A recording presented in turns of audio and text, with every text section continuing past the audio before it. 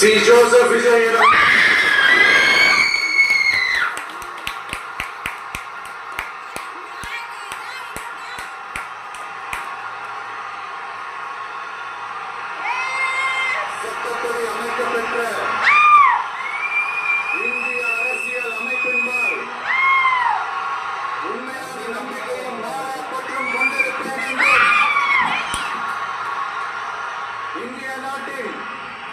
ஒப்பில்லாத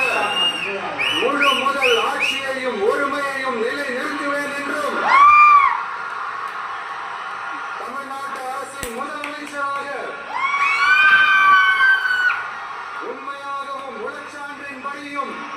என் கடமைகளை நிறைவேற்றுவேன் என்றும்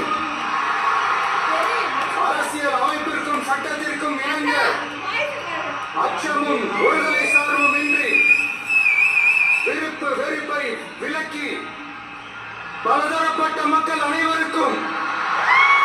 நேர்மையானதை செய்வேன் என்றும் ஆண்டவன் மீது ஆணையிட்டு